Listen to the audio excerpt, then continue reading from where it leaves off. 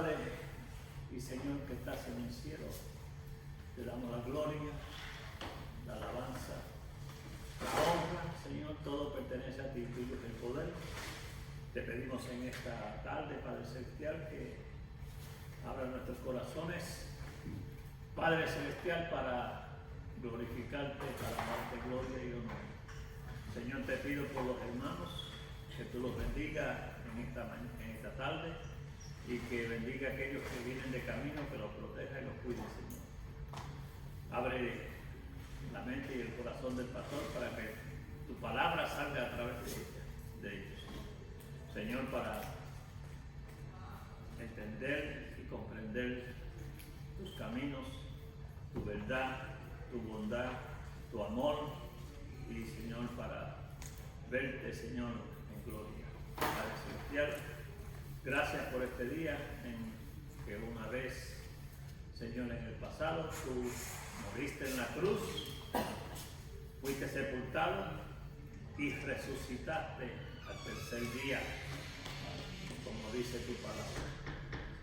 Eso lo creemos, Señor, y te damos la gloria, Padre Celestial, al que es, que fue y que ha de venir, al Todopoderoso.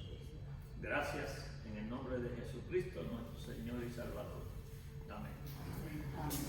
Bien, que Dios te bendiga a todos. Vamos a buscar en esta tarde la primera carta a los Corintios, capítulo 15, versículo del 20 al versículo 58. Ese va a ser el texto clave, aunque todo el capítulo 15 habla del tema de la resurrección de los muertos. Pero solamente vamos a enmarcarnos del versículo 20 al versículo 58. Amén.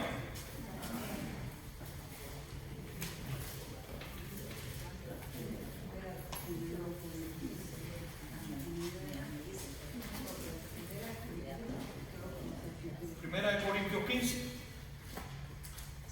versículo 20. ¿Lo tenemos?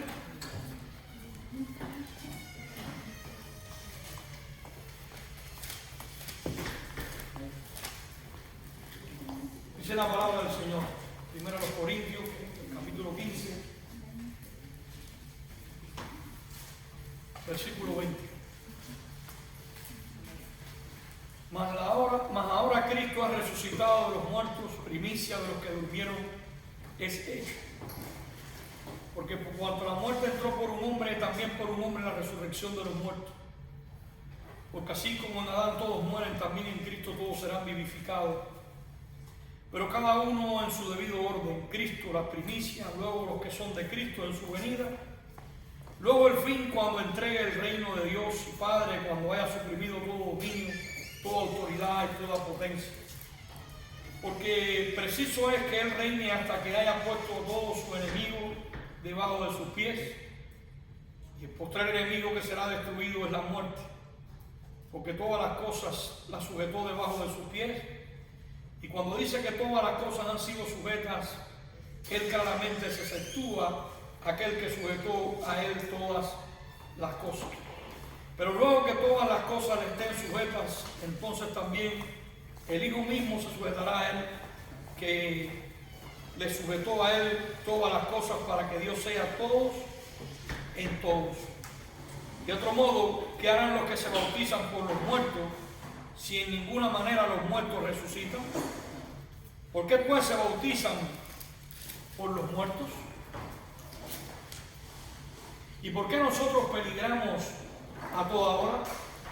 Os aseguro, hermano, por la gloria que de vosotros tengo en nuestro Señor Jesucristo, que cada día muero, si como hombre batallé en Éfeso.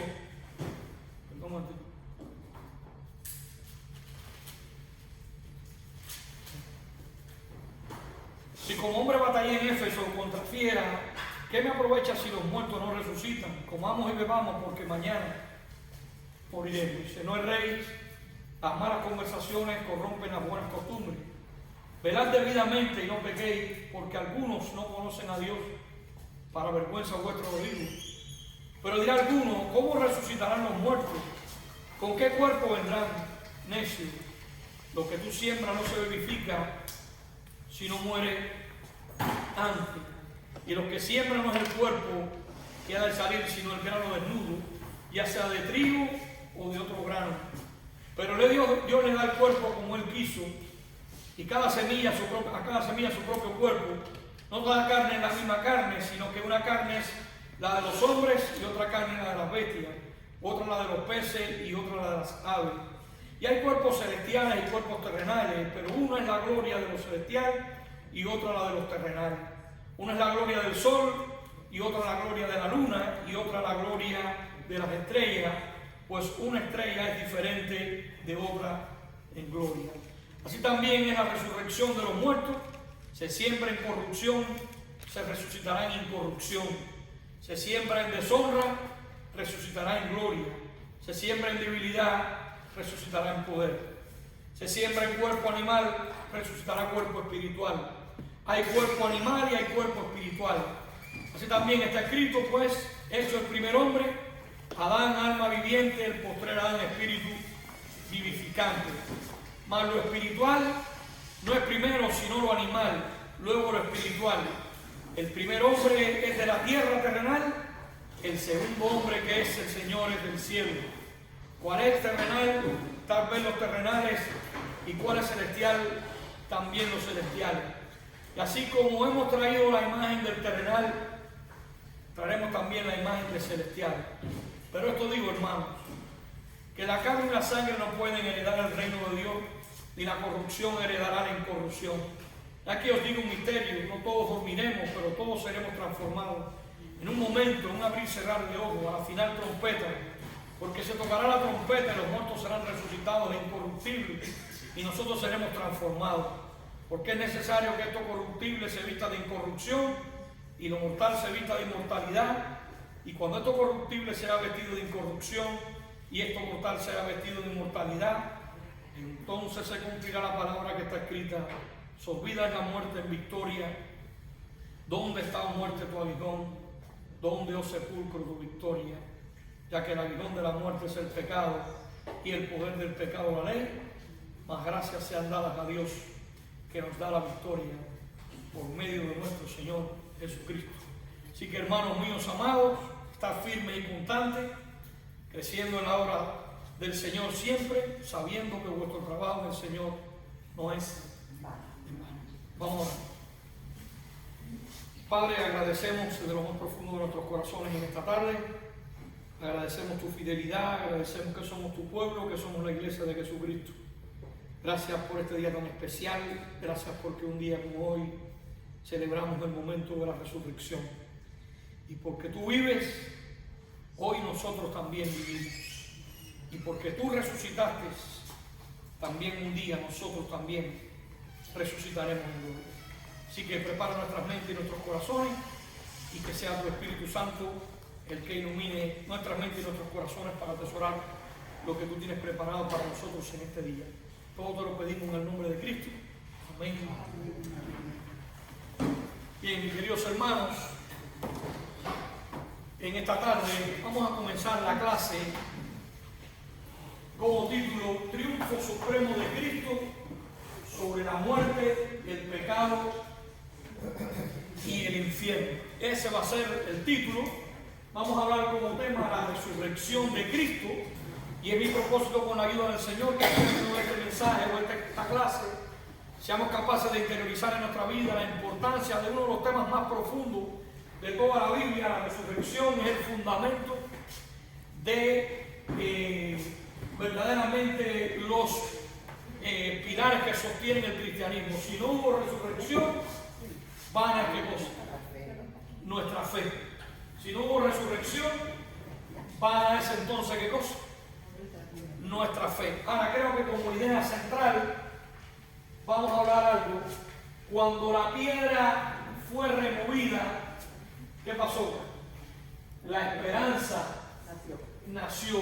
El triunfo supremo de la redención se mostró claramente. Ahora, hay un texto clave que está en esta porción escritural de 1 Corintios 15, del 20 al 58, y yo quiero leerlo como un punto central en esta tarde, y es el versículo 20 del capítulo 15.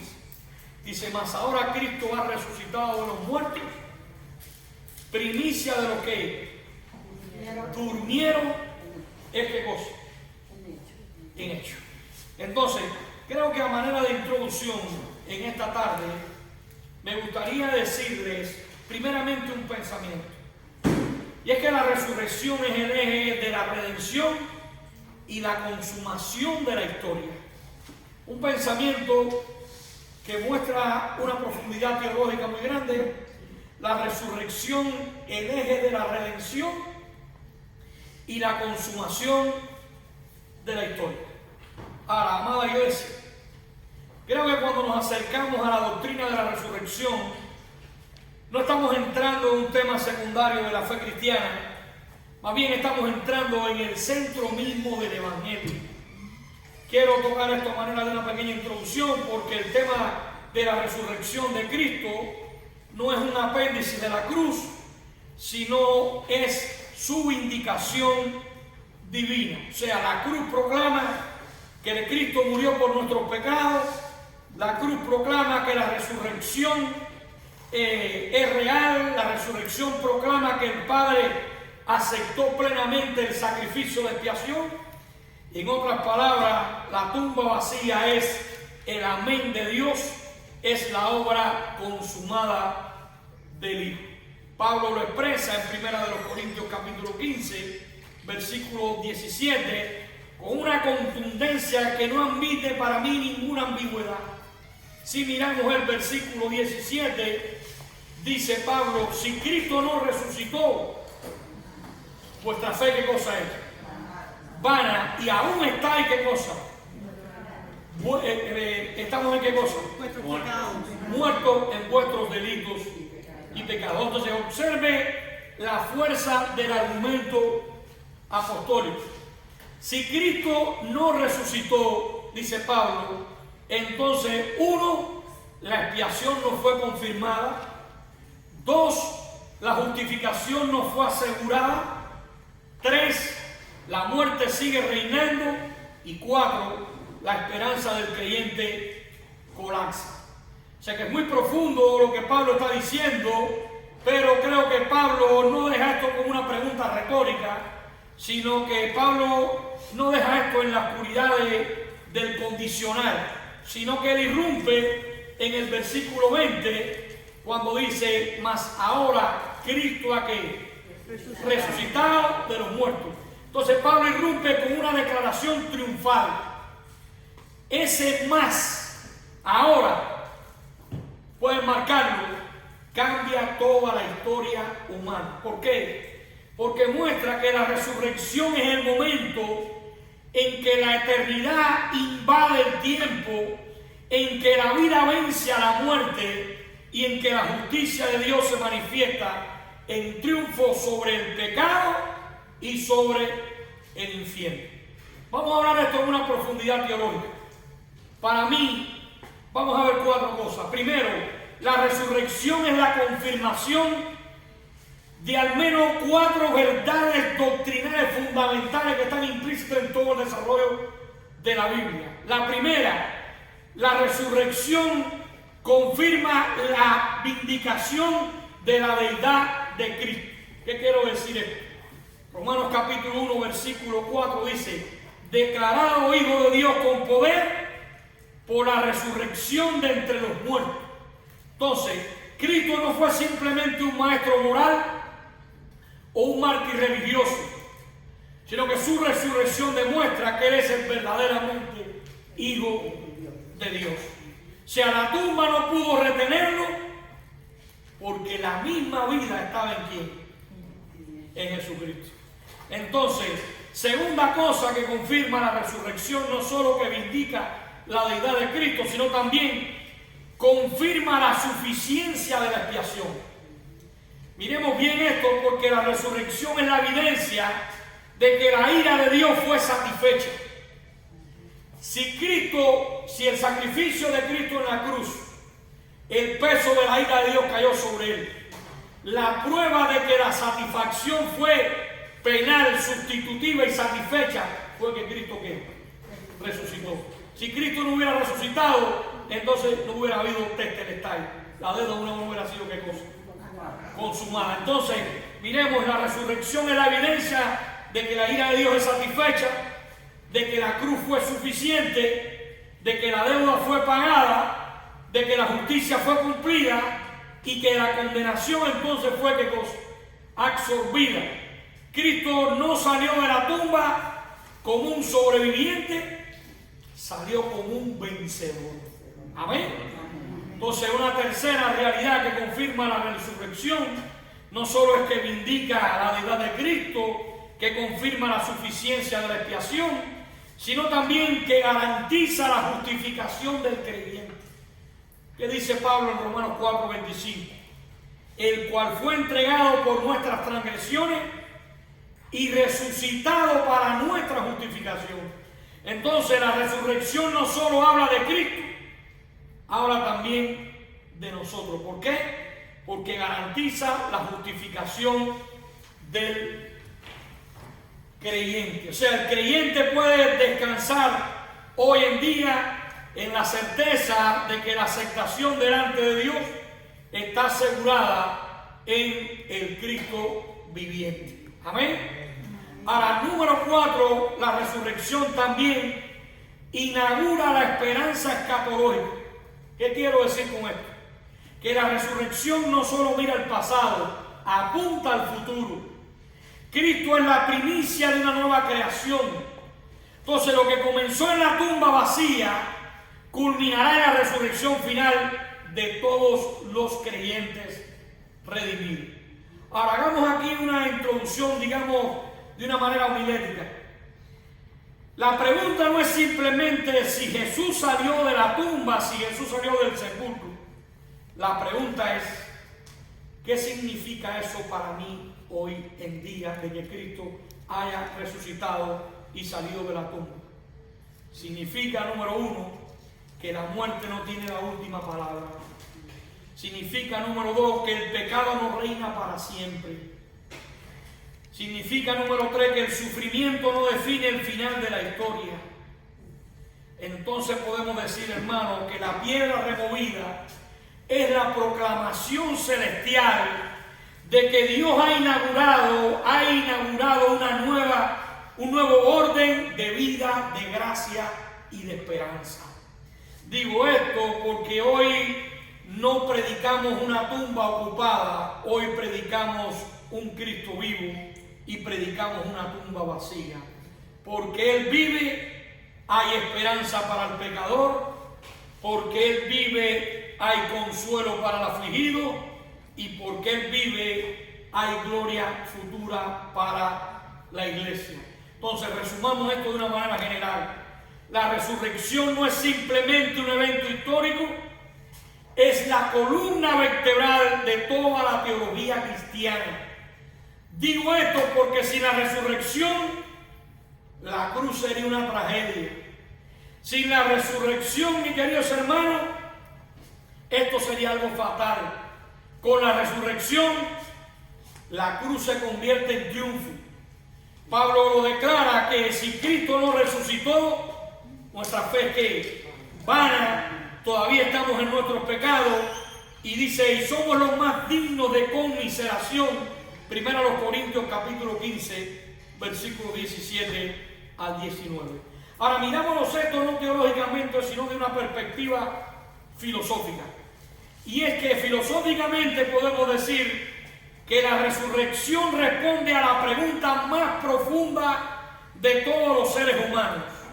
Y la pregunta es, ¿tiene la muerte la última palabra? Todo termina ahí cuando dicen, en paz descansa. Wow. Toda filosofía humana, desde el existencialismo hasta el materialismo, tropieza con esta pregunta. ¿Por qué morimos? Si la vida de los que no creen en Dios, creen en la teoría de la evolución de las especies, ¿de dónde salió la muerte? ¿Por qué morimos entonces? ¿Por qué el sufrimiento? ¿Por qué el dolor? Son preguntas que científicamente no se pueden responder. La resurrección responde a esto con un no, con un rotundo no. Cristo tiene la última palabra. La muerte no es la última palabra. Si todo termina cuando morimos, ¿de qué vale la vida? ¿De qué va a valer estudiar, prepararse y capacitarse? Cuando usted vaya a una persona que se murió y usted mira ahí el que está en la caja y usted se pone a mirar alrededor, unos tomando, otros riéndose, otros haciendo cuentos, otros enamorando, otros hablando de negocio, otros riéndose. Y tú dices, si todo termina aquí, ¿qué sentido tiene la vida? ¿Qué propósito tiene la vida? Entonces la resurrección responde con un rotundo no. Cristo tiene la última palabra. ¿Por qué? La piedra removida no solo abrió el sepulcro, abrió la historia, abrió el futuro y abrió la eternidad. ¡Wow! Para entrar en el desarrollo de mi clase en esta tarde, me gustaría que marcáramos primeramente la resurrección garantiza que nosotros también resucitaremos. Versículo 22. Porque así como Adán todos mueren, también en Cristo todos serán ¿qué cosa? Vivificados. Entonces miremos la esperanza escatológica que tenemos todos nosotros los creyentes. Aquí Pablo, hermano, en este versículo establece una unión federal. En Adán hubo muerte. En Cristo, ¿qué hay? Vida. La resurrección de Cristo no es aislada, es la primicia. El lenguaje agrícola, las primicias garantizan la cosecha completa. Cristo resucitó primero y por lo tanto su pueblo resucitará ¿qué cosa? Después. Entonces miremos esto de una manera con un poco de profundidad filosófica. Hermanos, la vida no es circular. La historia no es un eterno retorno como enseñaban algunas corrientes filosóficas griegas como la anaciclosis de la vida.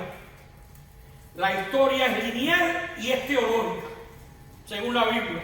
¿Por qué lineal y teológica? Número uno, porque la historia muestra que hay propósito, que hay un designio, que hay un decreto, que hay un consejo, que hay un plan, según el designio de su voluntad. Entonces la historia es lineal, es teológica, tiene propósito, tiene dirección y tiene consumación. Recordemos que nosotros tenemos muchas veces, los que venimos de diferentes países, tenemos una mente cíclica. Los americanos la tienen lineal. Si usted va a un Walmart y usted parquea el carro, ellos buscan la palabra entrance y ellos salen por exit. Y nosotros entramos por ahí y salimos por entrance. ¿Entiendes? Nosotros entramos por donde primero nos llegue el coso. La puerta. ¿Por qué? Porque tenemos una mente cíclica y ellos lineales. Si nosotros tenemos que ir de aquí a allá y podemos brincar por la hierba y hacemos un camino, brincamos, pero no damos qué cosa. La vuelta. Entonces es muy importante, si hay que echar la basura, ellos van a ir a la echan donde. Nosotros estamos mirando y bajamos a la ventanilla y la tiramos. Porque muchas veces no tenemos esa educación lineal, sino que más bien estamos qué cosa. Cíclicamente hemos aprendido mucho de las malas costumbres. Entonces, la vida, muy importante que nosotros entendamos esto. La vida no es circular, la historia no es un entero retorno, como enseñaban algunas corrientes filosóficas griegas, como la anaciclosis de la vida. La historia es genial y teológica porque tiene propósito, tiene dirección, tiene consumación. Podemos decir entonces que el mundo se dirige hacia el clima de la redención. O sea, hubo una creación, hubo una caída, una redención en Cristo y una glorificación. Eso es la cosmovisión cristiana. Es penoso que usted le pregunta a pastores y a cristianos, ¿tú eres cristiano? Dime cuál es la cosmovisión cristiana. No sabe. ¿Cuál es la cosmovisión cristiana? Hubo una creación, hubo una caída, una redención en Cristo y una glorificación. Esa es la línea de pensamiento que une Génesis, Apocalipsis. Así que cuando te digo, ¿tú eres cristiano? ¿Qué quieren los cristianos? Bueno, un Dios que hizo la creación, que sustenta la creación, preserva la creación, provee para la creación, pero que el hombre pecó, hubo una caída, pero Dios ofrece una redención en Cristo y luego habrá ¿qué cosa? Una glorificación. Eso es cosmovisión cristiana. Creación, redención, caída, glorificación. Esa es la convicción cristiana. Entonces sabemos que hay propósito, que hay dirección y que hay consumación, porque el mundo se dirige al clima de la redención. Creo, los pastores, esta verdad cambia la manera de ministrar en el sufrimiento cuando vamos a hablar acerca del duelo y del dolor. ¿Por qué? Porque la muerte no es el final del creyente, es una puerta hacia la gloria. A nosotros se nos ha enseñado que la muerte es un castigo y que la vida es un regalo, y no es así. Por eso nadie quiere morirse. Pero Pablo decía, para mí el vivir es Cristo y el morir, ¿qué cosa es? Mientras estamos en el cuerpo estamos ausentes de quién. Pero nosotros queremos vivir la vida loca terrenalmente, horizontal. Bueno, queremos que hay un cielo, lo creo, pero queremos estar aquí. Queremos vivir el de aquí, el terrenal y el celestial. Pero a nadie le gusta qué cosa. La muerte. Entonces miremos el segundo punto. La resurrección revela lo que Jesús está haciendo ahora. Entre el ya de la gracia y el todavía no del pecado, lo que está haciendo Jesús ahora. Y es que 1 Corintios 15:25 dice, porque preciso es que Él reine hasta que haya puesto a todo su enemigo debajo de quién, de sus pies. Entonces Cristo reina soberanamente. ¿Qué es la soberanía de Dios? Que no hay nada fuera del control de quién. Si hay algo fuera del control de Dios, Dios deja de ser Dios. No puede existir nada fuera del control de Dios. Entonces, la resurrección no solo habla del pasado, habla del presente. Cristo no está ausente, Cristo reina. Este es el corazón de la cristología exaltada. El Cristo resucitado es el Cristo entronizado. Hagamos una aplicación ahora mismo en esta clase a nosotros. Y es que el mundo no está fuera de control. O sea, el mundo no gobierna el caos. El mundo no gobierna la política. No gobierna el pecado. Cristo tiene el control de todo. Pone reyes, quita reyes. Y no hay nada fuera del control de Dios. ¿Quién será aquel que diga que sucedió algo que el Señor no mandó? Dice Lamentación. Entonces todo sufrimiento está bajo la soberanía del Rey resucitado. Algunos teólogos enfatizan aquí la doctrina de la providencia divina. Nada ocurre fuera del decreto soberano de Dios. Entonces un tercer punto sería la resurrección garantiza la gracia presente. Hay una gracia común que es para todos. Lo mismo llueve para rico que para pobre. Lo mismo sale el sol para rico que para pobre. Para todos, ¿ves? Todos recibimos la gracia que cosa común, nos beneficiamos. Aún los impíos como los creyentes. Entonces miremos esta realidad. La gracia del camino entonces está asegurada. Si la gloria futura está asegurada, entonces la gracia presente también está ¿qué cosa? Asegurada. Esta es una implicación profundamente de Pablo en Filipenses capítulo 1, versículo 6. El que comenzó en vosotros la buena obra, ¿qué dice? La terminará, la perfeccionará hasta el día de Jesucristo. Entonces la resurrección asegura no solo el destino, sino el trayecto. Dios no salva a medias, hermano. El Cristo que venció la tumba es el que sostiene al creyente aquí. Hoy. Hagamos una profundización teológica, o filosófica, mejor dicho. Para mí, cuando veo esto responde al problema humano de la incertidumbre existencial. El hombre teme no llegar. Pero la resurrección dice, la meta está asegurada porque Cristo ya venció. La gracia futura implica la gracia presente. Entonces eso es una realidad. Porque Él vive, nosotros vivimos. Y Él dice, yo estoy con vosotros todos los días hasta el fin del mundo. Un concepto lineal de tiempo. Así que no es un problema de estructura o de infraestructura, sino que el que está con nosotros tiene toda la gloria, la honra, la potestad, el dominio sobre todo aquello. Las cosas. Entonces miremos un cuarto punto. La resurrección te motiva a hacer ¿qué cosa? Lo correcto. Lo correcto. Y aquí estamos en el versículo 58. Así que, hermanos míos amados, estar firmes y constantes, creciendo en la obra del Señor, sabiendo que vuestro trabajo en el Señor no es en vano. Cuando estoy trabajando, ¿para quién lo hago? ¿Para la gloria de los hombres o para la gloria de Dios? ¿Yo estoy viviendo para mi propia gloria o para la gloria de Dios? Y la pregunta sería, ¿qué yo estoy haciendo hoy para la gloria de Dios? ¡Wow! Mis queridos hermanos, la resurrección produce ética, pero produce ética. Ética tiene que ver con el estilo de vida. Ética tiene que ver con empatía, con meterte en el zapato de los demás. La escatología correcta genera santidad práctica. No se puede predicar como un ángel y vivir como un demonio. No puedes tener la mente llena de información y esa información no transforme ¿qué cosa? Tu corazón. Entonces la escatología correcta genera santidad práctica. Pablo conecta doctrina con conducta. Si tu vida no es un mensaje, tu mensaje no tiene vida. Porque Cristo vive, vale la pena entonces perseverar. Ahora, no solamente para los creyentes, también para nosotros los pastores, esto es algo aplicativo.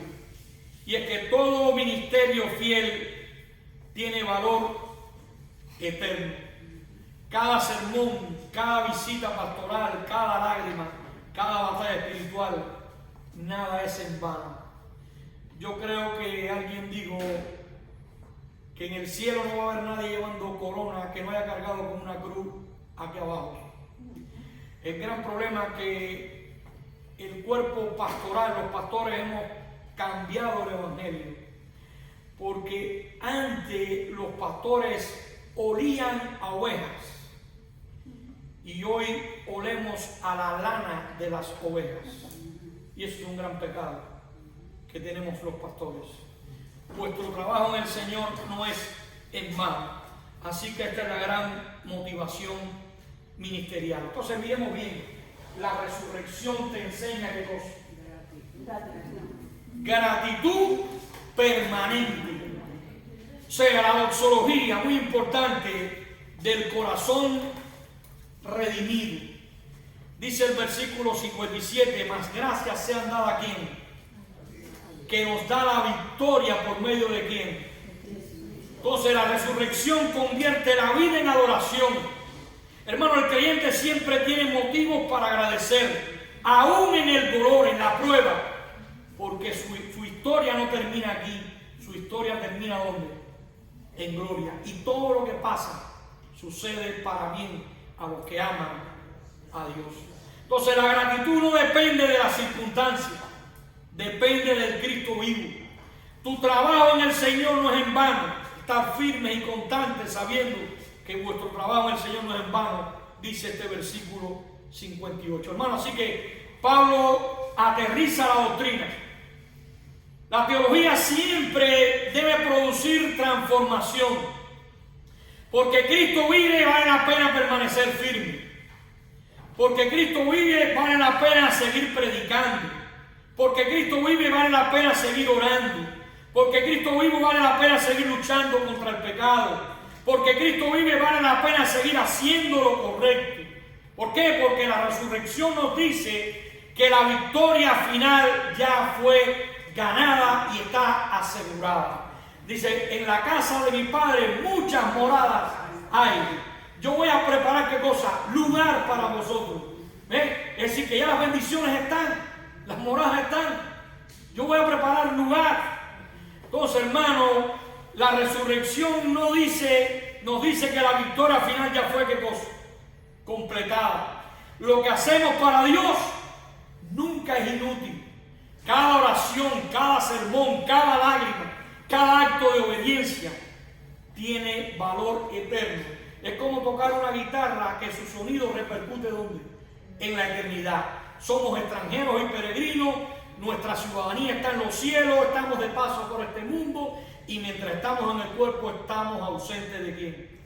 del Señor. Ahora quiero ver una ilustración pastoral aquí, y es que la tumba vacía es la declaración de Dios al universo. ¿Por qué? Porque la muerte no ganó. El enemigo pensó que había vencido el viernes, pero el domingo por la mañana el cielo abrió, la piedra fue removida, Cristo vive, y porque Él vive, también viviremos. Amén. Así que quiero que cerremos los ojos y vamos a hacer un llamado final.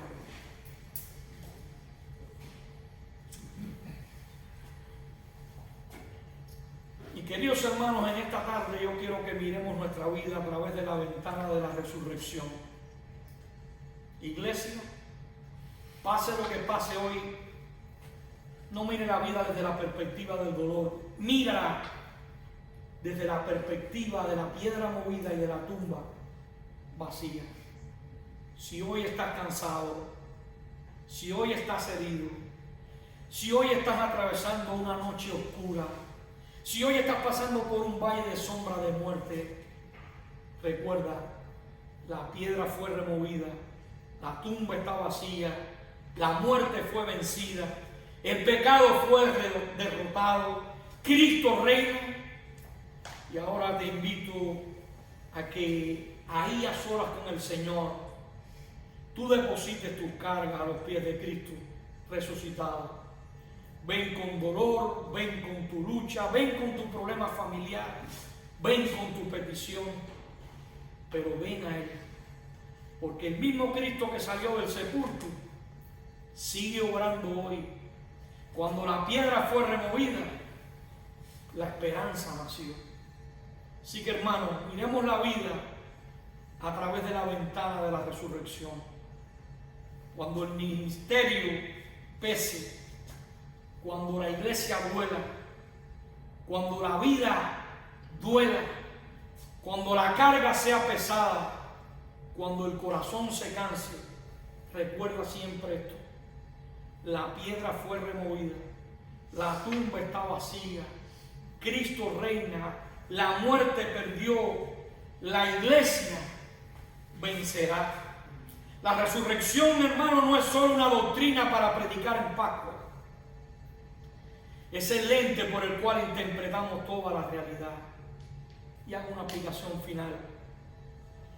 Vivamos a la luz de la tumba vacía.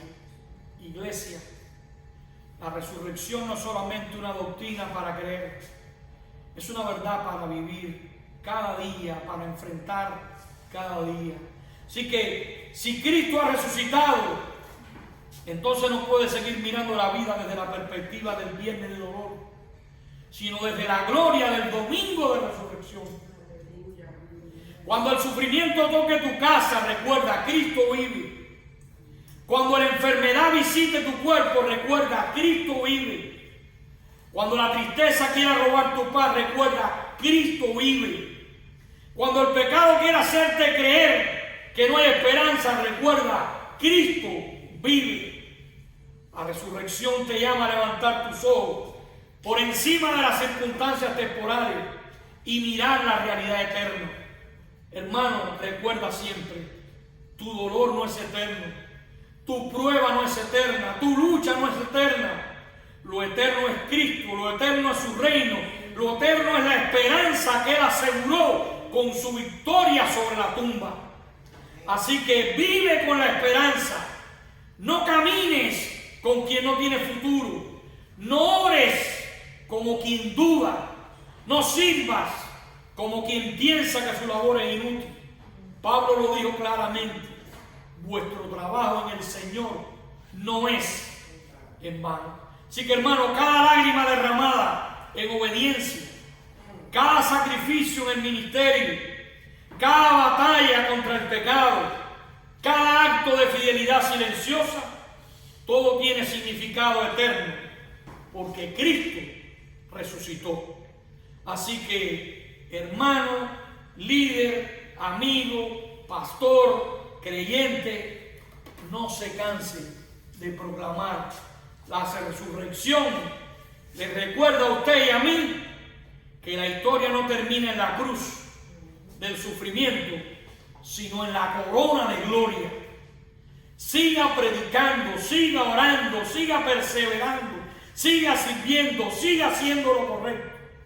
Porque el Cristo que venció la muerte sigue todavía sosteniendo a su pueblo. Hermano, hoy Dios nos llama a mirar la vida por la ventana de la resurrección. Donde otros ven ruina, usted y yo debemos ver esperanza. Donde otros ven muerte, usted y yo debemos de ver vida. Y donde otros vean final, usted y yo debemos ver comienzo. ¿Por qué? Porque cuando la piedra fue removida, no solo se abrió una tumba, se abrió nuestro futuro. Vamos a orar. Padre, hoy nos acercamos a ti no solo como Salvador, que murió, sino como el Cristo resucitado, como el vencedor, que nos da una esperanza viva. Padre, nos postramos ante la tumba vacía, recordamos que la muerte no tiene la última palabra, que el pecado ha sido derrotado y que tu reino no puede ser vencido. Padre, queremos que esta verdad transforme nuestros corazones. Ayúdanos a vivir a la luz de la resurrección. Padre, ayúdanos a caminar con esperanza, incluso cuando el mundo a nuestro alrededor parezca oscuro y que todo se derrumba. Permite, Padre, que nuestra fe no dependa de las circunstancias, sino de la roca firme de Cristo que vive hoy y reina por los siglos de los siglos. Señor, enséñanos a confiar en tu soberanía, enséñanos a descansar en tu gracia y a perseverar en tu fidelidad, aun cuando la vida nos desafía. Padre, que cada lágrima derramada en obediencia, que cada sacrificio en tu nombre y que cada acto de fidelidad produzca fruto eterno. Padre, te pedimos por quienes en esta tarde sienten que el pecado, la carga, la muerte, el dolor lo han vencido. Y permite, Padre, que hoy puedan mirar al sepulcro vacío y encontrar vida, perdón, esperanza y eternidad. Permite, Padre, que el Cristo resucitado toque sus corazones, renueve su fuerza y les recuerde que su historia termina en gloria.